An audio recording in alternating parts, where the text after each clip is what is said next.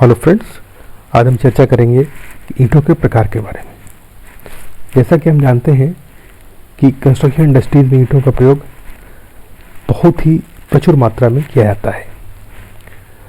हम इंडियन सब कॉन्टिनेंट में हम देखते हैं कि इन सिंधु घाटी सभ्यता के बहुत सारे केंद्र हैं, जैसे कि हड़प्पा, मोहनजोदाड़ो जो पाकिस्तान में है। इसी तरीके से भारत में लोथल, धोलावीरा जो गुजरात में है। यहाँ पर आज भी इनके जो अवशेष, नगरी सभ्यताओं के अवशेष हैं, वहाँ पर सबसे ज़्यादा जो टाउन प्लानिंग की गई है वो ब्रिक्स के साथ की गई है। पहले जो प्रागैतिहासिक काल में, यानी कि पूर्व ऐतिहासिक काल में स्टोन मशीनरी से घर बनाए जाते थे पत्थरों से, उनको रिप्लेस किया गया है ब्रिक मशीनरी से। इसमें ज़्यादातर जो ब्रिक्स हैं वो क्ले से बने होते हैं।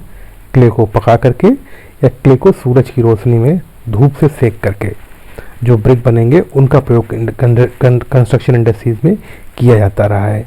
भारतीय जो इंडियन कंस्ट्रक्शन इंडस्ट्रीज है उसमें 7 तरह के ब्रिक्स का प्रयोग मिलता है।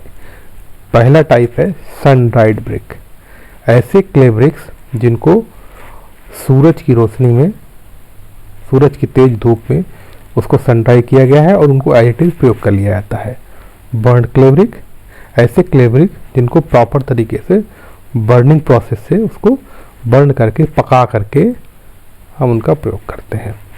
फ्लाई ऐश ब्रिक, जो थर्मल हमारे पावर प्लांट्स हैं, थर्मल पावर प्लांट में हम देखते हैं कि जो फ्लाई ऐश बाई प्रोडक्ट निकलती है, ये एनवायरमेंटल को पॉल्यूट भी करती है, इसलिए इसको ब्रिक बनाने में इसका प्रयोग करते हैं। कंक्रीट ब्रिक, कंक्रीट से आप सभी परिचित हैं। इसमें हम cement plus sand plus aggregate plus water से हम ब्रिक का निर्माण करते हैं और इसको हम टेलर्ड मेड भी कर सकते हैं। जिस शेप का साइज के चाहिए हम आसानी से बना सकते हैं। ये इंडस्ट्रियल ब्रिक्स भी हो सकते हैं। इंजीनियरिंग ब्रिक्स, ये भी एक तरह के हमारे ब्रिक्स होते हैं। इनको हालो भी इसको हम कर सकते हैं और कस्टमाइज कर सकते हैं। Sand lime and calcium silicate bricks, ये डेकोरेटिव ब्रिक्स होते हैं और ड्यूरेबल्स होते हैं। एस्थेटिक रिक्वायरमेंट्स के लिए इनका प्रयोग करते हैं। पोरोथर्म स्मार्ट ब्रिक्स, इको ब्रिक्स, ये हॉरिजॉन्टली या वर्टिकली छिद्रित जो है ब्रिक्स होते हैं और इनका प्रयोग हम कई जगह पर करते हैं और ये इनकी कंप्रेसिव स्ट्रेंथ सबसे ज़्यादा होती है। आइए हम एक एक करके इनके बारे में देख लेते हैं। सन ड्राइड ब्रिक, जैसे कि हमने आगे पहले बताया था कि सबसे most primitive examples of brick है। ये देखिए इसकी इमेज से, इसमें हम क्या करते हैं कि पहले क्ले को तैयार करते हैं, उसको मोल्ड करते हैं, साँचों में डालते हैं और सूरज की धूप में उसको सेकने के लिए रख देते हैं। और जब वो सूख जाते हैं, यानी उसका मॉइस्चर जो है रिड्यूस हो जाता है, तो उनको हम कंस्ट्रक्शन में प्रयोग करते हैं। यानी कि इनको हम प्लेन में नहीं पकाते हैं, इनको हम सूरज की धूप में पकाते हैं, इसलिए ये लेस ड्यूरेबल होते हैं, यानी कम देर तक चलेंगे। पानी का प्रभाव पड़ते ही ये गलने लगेंगे, यानी इनका वाटर रेजिस्टेंस लेवल कम होता है। फायर रेजिस्टेंस नहीं होते हैं, जल्दी आग पकड़ लेंगे और इनका जो क्रशिंग वैल्यू है, यानी क्रशिंग स्ट्रेंथ है, यानी स्ट्रेंथ अगेंस्ट द क्रशिंग है, यानी सीटीएम जब मशीन पर इनको हम टेस्ट करेंगे तो उसकी कंप्रेसिव स्ट्रेंथ 15 से 25 kg पर सेंटीमीटर स्क्वायर ही आएगी। बर्न्ड क्ले ब्रिक, जैसा कि पहले वाले ब्रिक को हम सूरज की रोशनी में पकाते थे, इनको हम प्लेन में पकाएंगे और ये सबसे ज़्यादा पुरानी पद्धति और सबसे ज़्यादा चलने वाले, सबसे ज़्यादा यूज किए जाने वाले ये कंस्ट्रक्शन मटेरियल है। ये ज़्यादा ड्यूरेबल होते हैं, देर तक चलेंगे, वाटर रेजिस्टेंस भी होंगे, फायर रेजिस्टेंस भी होंगे। ऐसे ब्रिक्स को प्रोसेस वही है, क्ले को तैयार करना, मोल्ड को बनाना और उनको भट्ठों में, बड़ी बड़ी भट्ठों में उसको पकाना। ये मुख्यतया 4 तरह के होते हैं: first class brick, second class brick, third class brick and overburn brick. First class brick, देखिए इनकी इमेज से आपको पता लग जाएगा कि ये बेस्ट क्वालिटी ऑफ ब्रिक्स होते हैं। इनकी प्रॉपर शेप है, प्रॉपर साइज है, सरफेस इसकी स्मूथ है और इनके जो एजेज हैं वो बहुत ही शार्प है। देखिए शार्प एजेज है, ये एज है इसके शार्प मिलेंगे, साइज रेगुलर होगा और ये टेबल मोल्डेड होते हैं। ज़्यादा ड्यूरेबल होंगे, इनकी कंप्रेसिव स्ट्रेंथ ज़्यादा होगी। 105 CTM पे जब हम मशीन पर इसका टेस्टिंग करते हैं तो 105 kg/cm² इसकी कंप्रेसिव स्ट्रेंथ आती है। सेकेंड क्लास ब्रिक, ये फर्स्ट क्लास ब्रिक की तुलना में थोड़े से इन्फीरियर होते हैं, तो इनकी क्वालिटी कैसी होगी? मॉडरेट हो गई। हम देखते हैं कि ये ग्राउंड मोल्डेड होते हैं, वो टेबल मोल्डेड होते हैं, ये ग्राउंड मोल्डेड होते हैं और तब इनको भट्ठों में पकाया जाता है। इनकी शेप इरेगुलर है जैसे आप देख रहे हैं और इनकी जो सरफेस है वो रफ है। गौर से देखिए, इसकी सरफेस रफ है, स्मूथ नहीं है। इन ब्रिक्स में हल्के हल्के हेयर क्रैक्स भी पाए जाते हैं, छोटे छोटे छेद आपको क्रैकिंग मिलेंगे। और इनकी जो स्ट्रेंथ है, कंप्रेसिव स्ट्रेंथ है, वो 17 है, पहले वाले की 105 थी फर्स्ट क्लास ब्रिक की। यहाँ पर ये जनरली यूज विद एक कोट प्लास्टर के साथ ही यूज किया जा सकता है, क्योंकि इनकी सरफेस स्मूथ नहीं है। रफ सरफेस होने के कारण प्लास्टर कंपल्सरीली हो जाता है, करना ही करना पड़ेगा आपको। अब अगला ब्रिक देखते हैं, थर्ड क्लास ब्रिक। यहाँ पर मेजर डिफरेंस ये है कि जो फर्स्ट क्लास ब्रिक और सेकंड क्लास ब्रिक होते हैं, इनको पकाया जाता है क्लेन में, यानी बड़े बड़े चिमनी नुमा जो भट्ठे होते हैं यहाँ पकाया जाता है। बट जो थर्ड क्लास ब्रिक होते हैं, इनको हम क्लैम्स में पकाते हैं। एक क्लैम्स की छोटी छोटी भट्टियाँ होती हैं, छोटी छोटी, वहाँ पर पकाते हैं। अब इन दोनों में अंतर क्या है? इन दोनों में अंतर ये है कि जो हमारा क्लेन है, बेसिकली ये एक सेंट्रलाइज इंडस्ट्रियल फॉर्म में रहता है। इसमें क्या है कि सेंट्रलाइज इंडस्ट्रियल फॉर्म से मेरा मतलब है कि एक जगह पर भट्ठा बना हुआ है और वहाँ से ब्रिक निकल कर डिफरेंट साइट्स पे जा रहा है।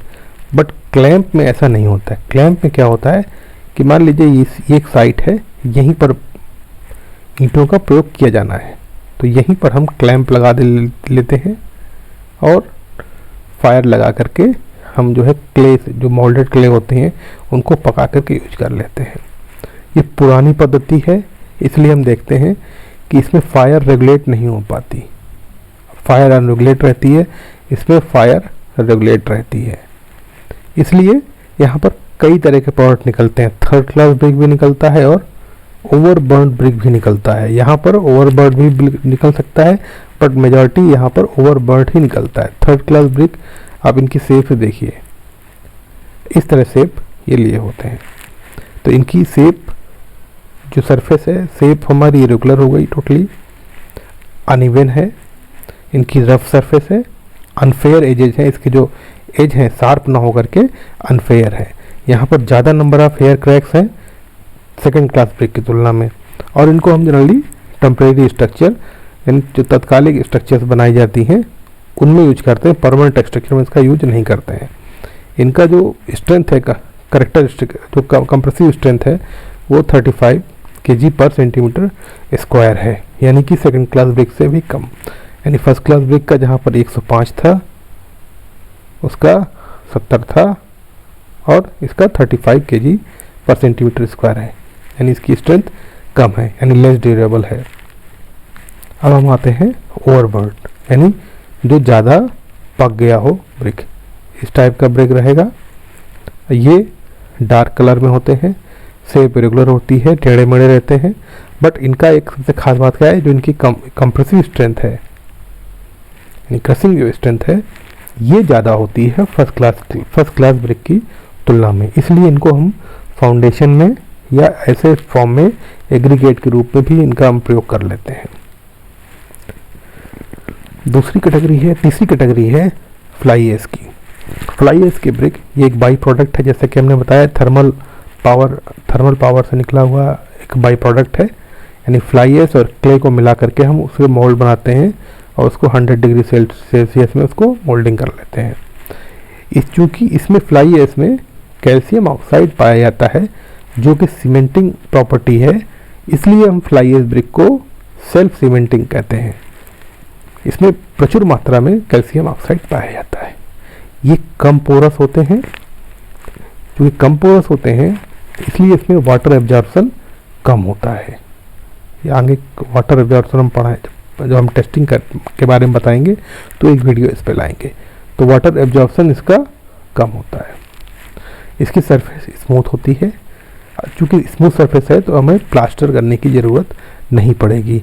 इसको हम वॉल्स, पिलर्स और फाउंडेशन में यूज करते हैं, और ये एनवायरमेंटल फ्रेंडली भी ब्रिक्स कहे जाते हैं, क्योंकि आपने फ्लाई ऐश को एक किसी कंस्ट्रक्टिव काम में लगा दिया है। ये हमारे कंक्रीट ब्रिक्स हो गए। कंक्रीट से आप भली बात परिचित हैं। सीमेंट, सैंड, कोर्स एग्रीगेट और वाटर को मिला करके सॉलिड कंक्रीट के ब्रिक्स बनाए जाते हैं। इंडस्ट्रियल कॉम्प्लेक्स में बनाए जाएंगे ये। इनको हम टेलर्ड भी कर सकते हैं, यानी अपने मन मुताबिक साइज के हिसाब से इसको ढाल भी सकते हैं। इनको फसाड, जो हमारी बिल्डिंग का फ्रंट पार्ट, जो मोस्ट अट्रैक्टिव पार्ट होता है, वहाँ पर हम इसका प्रयोग करते हैं। फेंसेस में करते हैं, और इंटरनल जो हमारी जो ब्रिक वर्क्स होता है इंटरनल एस्थेटिक पर्पज से, यानी जो देखने में खूबसूरत लगे, एस्थेटिक पर्पज से इसका यूज किया जाता है। इसकी स्ट्रेंथ अच्छी होती है, जो ऑब्वियस सी बात है, कंक्रीट ब्रिक है इसलिए इसकी स्ट्रेंथ ज़्यादा होगी और ये ज़्यादा ड्यूरेबल होंगे। अब आते हैं इंजीनियरिंग ब्रिक्स के बारे में। ये हाई कंप्रेसिव स्ट्रेंथ है इसकी, वेरी स्ट्रॉन्ग, वेरी डेंस। इसकी बियरिंग कैपेसिटी बहुत ज़्यादा होगी, इसलिए हम ये देखते हैं, और इसका जो कलर है वो यूनिफॉर्म रेड होगा। हर तरफ से आप देखते हैं तो बेसिकली रेड कलर का रहेगा। यहाँ पर हम देखते हैं कि चूँकि इसकी प्रॉपर्टी डैम प्रूफिंग कोर्स के रूप में ज़्यादा रहती है, यानी डैम प्रूफिंग की जगह पे जहाँ पर केमिकल और वाटर और केमिकल अटैक का खतरा जहाँ जहाँ बना होगा वहाँ पर हम इंजीनियरिंग ब्रिक्स का प्रयोग करेंगे।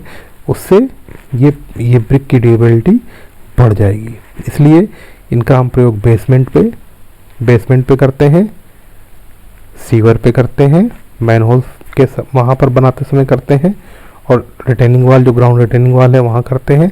डैम प्रूफ कोर्स, यानी कुल मिलाकर के जहाँ पर हमें वाटर और केमिकल अटैक का खतरा हो वहाँ पर इन ब्रिक्स का प्रयोग किया जाता है। अगला ब्रिक का टाइप है सैंड लाइम ब्रिक, यानी कैल्शियम सिलिकेट ब्रिक। ये जो ब्रिक है, यहाँ पर हम लाइम, सैंड और फ्लाई ऐश, इन तीन को मिक्स करके हम इस ब्रिक्स को बनाते हैं। इनकी कंप्रेसिव स्ट्रेंथ हम देखते हैं 10 न्यूटन पर मीटर स्क्वायर है, मिलीमीटर स्क्वायर है। इनका प्रयोग हम बेसिकली जो करते हैं वो ऑर्नामेंटल वर्क्स में करते हैं, क्योंकि देखने में इसमें कलर हम एड ऑन कर सकते हैं, इसलिए देखने में बहुत खूबसूरत लगते हैं। इनकी साइज आप देखते हैं बहुत ही स्मूथ है, इसकी फिनिश अच्छी आती है, और इसको देखने में अच्छा होने के कारण इसको हम अंदर के जो इंटरनल वर्क्स होते हैं उसमें इसका प्रयोग हम करते हैं। ये डेंस भी है, स्ट्रॉन्ग भी है और टफ भी है, और चूँकि इसका सरफेस और साइज और फिनिश बहुत ही अच्छा है, इसलिए इसमें हमें प्लास्टर की ज़रूरत नहीं पड़ती है। अब हम आते हैं पोरोथर्म ब्रिक्स के बारे में, जैसा कि इनको हम इको ब्रिक्स भी बोलते हैं। जैसा कि हमने पहले भी एक बार पीछे बताया था कि यहाँ पर हॉरिजॉन्टल और वर्टिकल इसमें छेद होते हैं, यानी परफोरेशन दिया जाता है। यानी हॉलोनेस इसमें डाली जाती है, यानी इसमें पूरा छेद कर देते हैं। इससे क्या होगा कि एक तो इसका जो वेट होगा वो थोड़ा सा रिड्यूस हो जाएगा, और इसकी जो वो स्ट्रेंथ है वो बढ़ी हुई होती है, और इंसुलेशन जो इसके छेद करेंगे तो सबसे बढ़िया क्या होगा, इंसुलेशन जो होता है, थर्मल इंसुलेशन हमारा वो अच्छा आ जाएगा, थर्मल इंसुलेशन हमारा बढ़िया हो जाएगा। हाई ड्यूरेबिलिटी यानी लंबे समय तक ये ईंट चल सकते हैं, कास्ट इफेक्टिव है, एनवायरमेंटल फ्रेंडली है, चूँकि इसमें फ्लाई एश और हस्क उसका भी प्रयोग कर सकते हैं, राइस हस्क का, कोल एश और नेचुरल क्ले तो यूज करते हैं, और ग्रेनाइट स्लरी का। इनका साइज आपने देखा 40 सेंटीमीटर 20 सेंटीमीटर बाई 20 सेंटीमीटर ये साइज है इसका, इसमें प्रयोग करते हैं। Thank you.